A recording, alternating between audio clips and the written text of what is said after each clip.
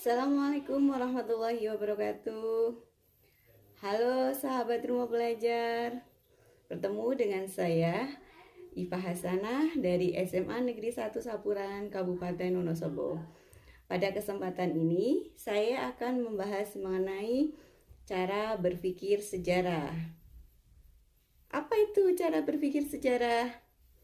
Mari kita lihat pembahasannya berikut. Cara berpikir sejarah adalah materi wajib sejarah Indonesia kelas 10 SMA. Tujuan pembelajaran yang pertama yaitu peserta didik mampu memahami pengertian sejarah. Yang kedua, peserta didik mampu memahami objek sejarah. Yang ketiga, peserta didik mampu memahami cara berpikir kronologis, diakronik, dan sikronik.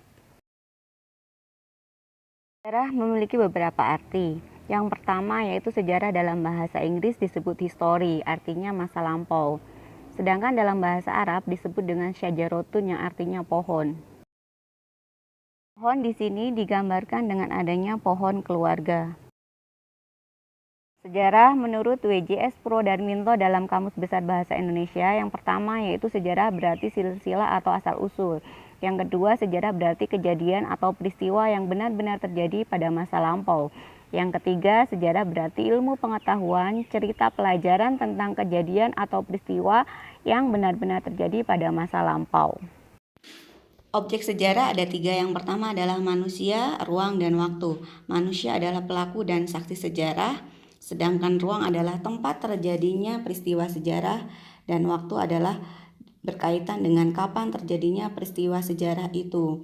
Jadi di sini waktu ada tiga, yaitu masa lampau, masa kini, dan masa depan.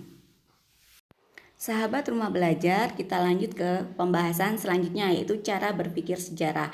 Di sini ada kronologis, yaitu catatan-catatan tentang urutan peristiwa yang disusun berdasarkan waktu kejadiannya.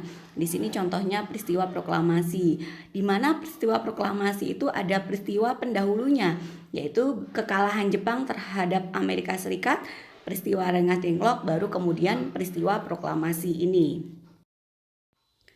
Cara berpikir selanjutnya yaitu diakronis, yaitu memanjang dalam waktu dan menyempit dalam ruang. Di sini contohnya yaitu peristiwa Perang Diponegoro 1825 sampai 1830. Kemudian adanya peristiwa Tanah Paksa 1830 sampai 1870. Cara berpikir sejarah yang ketiga yaitu sinkronis. Sinkronis yaitu menyempit dalam waktu dan melebar dalam ruang. Contohnya yaitu latar belakang Tanah Paksa tahun 1830 sampai 1870 dalam aspek sosial, politik, dan ekonomi. Kemudian peristiwa reformasi tahun 1998 disebabkan oleh faktor politik, ekonomi, dan sosial. Nah, sekarang sahabat rumah belajar sudah tahu kan apa itu cara berpikir sejarah. Sekian video pembelajaran kali ini. Kita ketemu lagi di video pembelajaran selanjutnya. Salam rumah belajar. Wassalamualaikum warahmatullahi wabarakatuh.